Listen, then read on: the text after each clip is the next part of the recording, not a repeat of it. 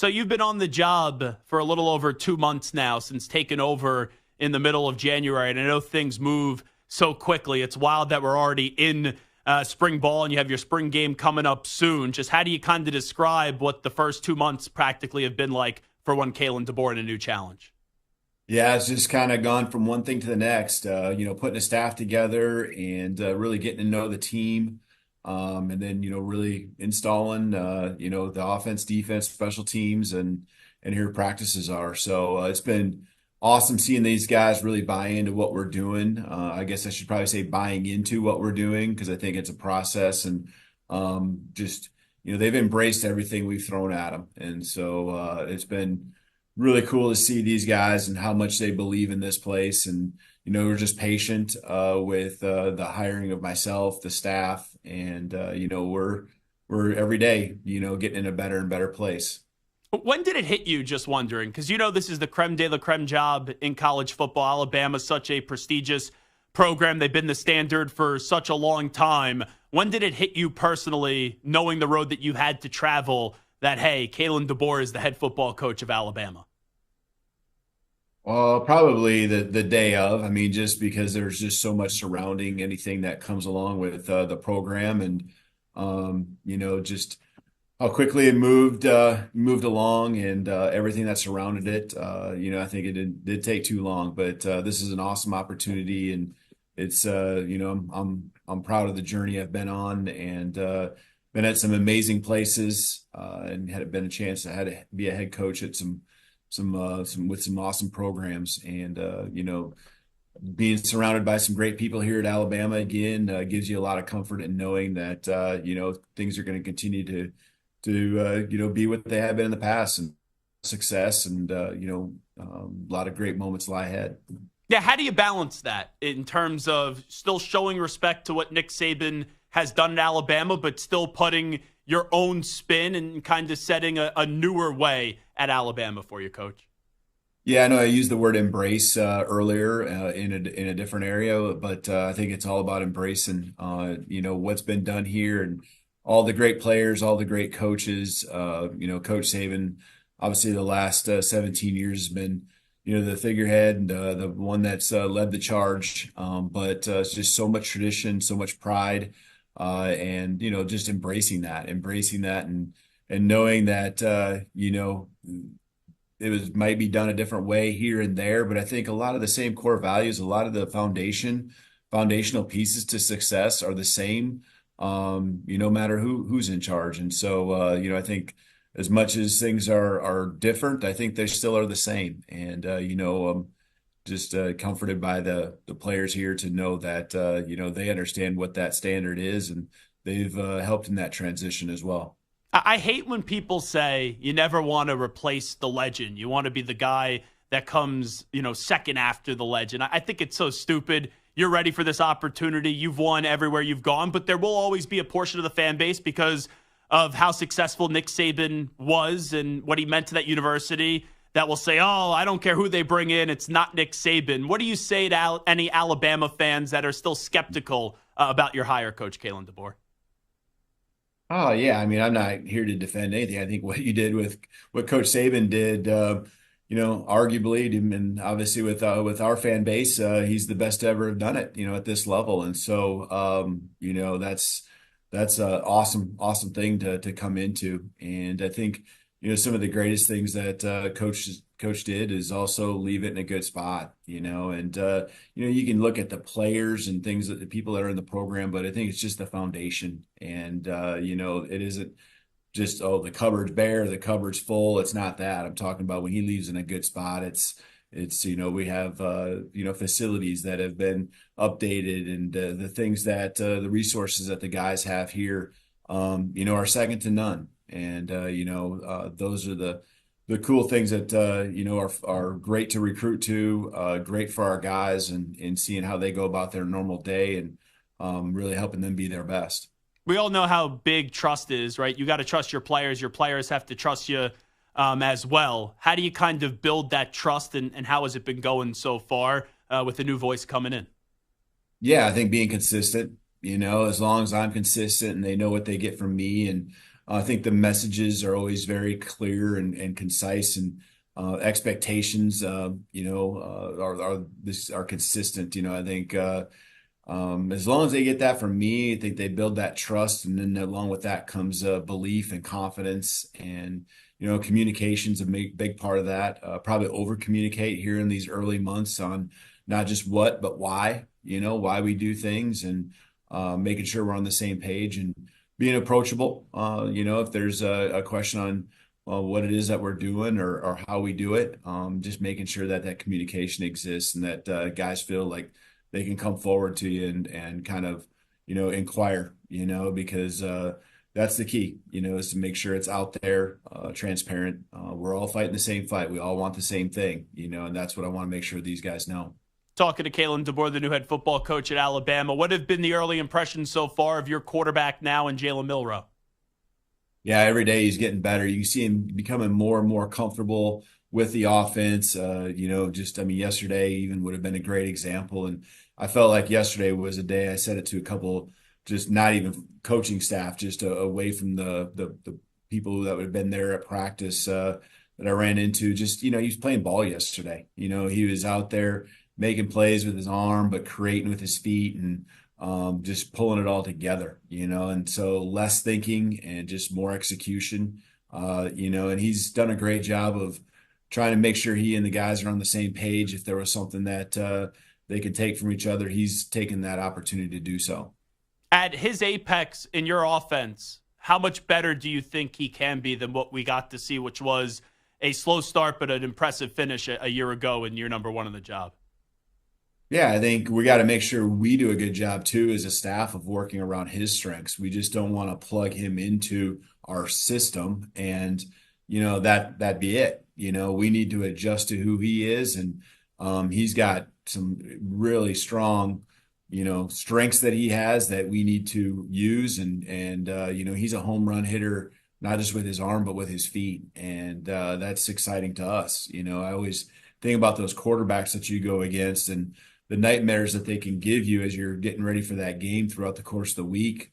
Well, he's that guy, and we need to, first and foremost, let him use the arm he has to get the ball and distribute it to the talent around him, the skill around him, but also let him play ball and not just make him one-dimensional. We're narrow-minded in the media. We usually just talk about coaches, and we usually just talk about quarterbacks. When you get to learn the rest of this roster, I know it's early, but who are some other players outside of the quarterback room that have impressed you so far when you get to know them a little bit more? Yeah, I think that's the hard question, because we'd be here for a while just talking about the personnel, but I think there's a couple guys at every position that have really stood out, and a lot of those guys are the ones that really have played the most snaps, and so that's where you start. But a couple transfers that have come in who have helped, along the way too, just in filling some spots and some voids. But there's a lot of guys, I think, at every position. The spots are competitive, as they go out there every day, and that's the beauty of Alabama football, isn't just the starters. It's the depth that is there that makes each and every day in practice a lot of fun to be a part of. One thing I rolled my eyes at when you got hired, Kalen DeBoer, was people were saying, oh, how is he going to be able to recruit the South? He's not going to be able to recruit the South. I took a peep at the early recruiting rankings for 2025, and I saw an article right away that was praising the early efforts that you've done. Just kind of take me through your strategy in recruiting the South, something that is newer to you. Yeah, I mean, I get where you're coming from, and the last, I guess, 6 out of 7 years have been out on the West Coast, but spent some also time in the Midwest, Southern Illinois, and even at Indiana the year there, just in Michigan, Eastern Michigan's recruiting down this direction quite a bit. So my familiarity of, the geography is certainly there, and understanding the programs that a lot of great players come from. Didn't take long to kind of get back into that mode, but I think a lot of it was just putting, a staff around me that had the contacts, because coaches do switch schools at the high school level, and, understanding kind of who some of these players were the last couple of years that we've had an eye on, and built a staff around me that, had a lot of this either awareness or understanding, and not just on the field staff, but with our recruiting staff as well. And so, they've done a great job. They're just working together, and there's some catch up in there in the relationship building. And there's some players that have been recruited for multiple years, by programs in the Southeast, and so. We aren't there yet with some of those players who've been on the radar of these schools for a while. But I think the efforts and just once players get to our campus along with their families, I think it's been really cool to see their response and how all of a sudden they really want to be engaged and have more opportunities to come back to campus and really get to know us. Let me ask you about your old quarterback at Washington, Michael Penix Jr. In this draft process. It seems like everyone's talking about Caleb Williams, Jaden Daniels, Drake May, even the rising stock of J.J. McCarthy. Do you feel like Michael Penix Jr. is getting a little disrespected in this draft process from what you still follow? Well, I think first of all, you understand. I mean, those are some talented individuals that you just mentioned, competed against a couple of them. And so totally get it. I mean, that, the hype is well deserved for each of those players. And of course, I'm going to be biased, but I will stand on the table for Michael Penix in every way possible. And the journey is one thing. It's made him who he is as a person. It's allowed him to be able to go out there on the football field and just, be in the moment, be in the present. Everything he says is absolutely real. But when it comes to a skill set, I just, especially throwing the football, I just don't know how his, skill set and what he's done doesn't just transfer immediately into, the NFL. And that's not to even slight the NFL. I just think he's that talented. I think he's that special. He can throw it wherever you want it with great accuracy. It's what makes him different in another way is how catchable his balls, are down the field, whether it's deep, short, intermediate, and again, he has all the tools to be great. And I just really feel from a passing standpoint, he's the best one out there. Wrapping up with Kalen DeBoer, the new head football coach at Alabama, I got to ask you about NIL and the transfer portal. It's two of the biggest things that we talk about in college football. We've heard Nick Saban's true thoughts on it since retiring. He doesn't have to try to embrace it, though, anymore. You have a long future, obviously, in college football, just getting started at the creme de la creme job. Just how do you try to find a way to navigate some of the complicating challenges that can come in this new era of college football with the transfer portal and then also name, image, and likeness? Well, I'm trying to think of another word besides embrace, right? Because I've used that multiple times, but I think just understanding that's where we're at right now. And, who knows what it's going to look like a couple of years down the road.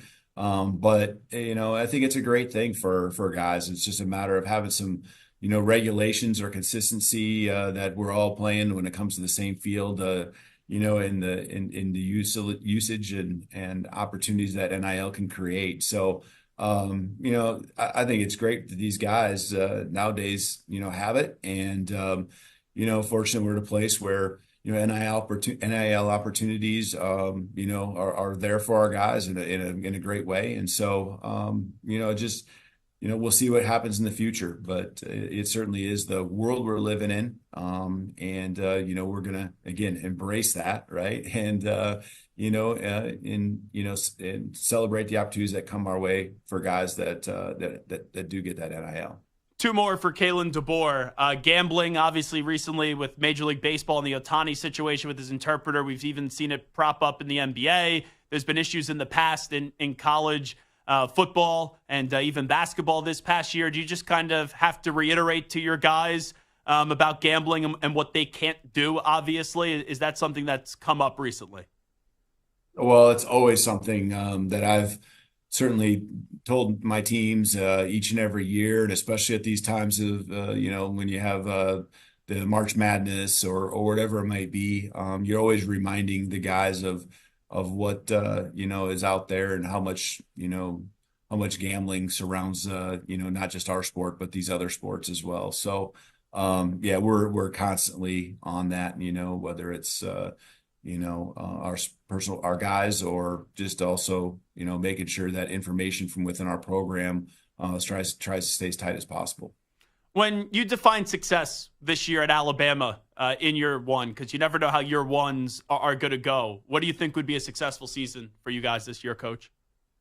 Yeah, I know I get asked that question a lot, and I have for many years, and I've answered it the same way. And it's there's expectations in this program. There is no question, winning a championship at the SEC level, at the national championship level. I mean, they're hanging all over, right? The rings are there, the trophies are there, so we understand clearly the expectations, but we just really dial in on each and every day, focusing on being our best. And I think, when we are our best and we focus on what we can control, those things will happen. And so the success part, to me, is what we're doing today. And then tomorrow we're going to focus on what we do at that moment. And that's what's worked for me wherever I've been, just really dialing it down. And again, we're not going to shy away from how important winning is. It's a big deal, but we're going to maximize the opportunities in each day that we have together.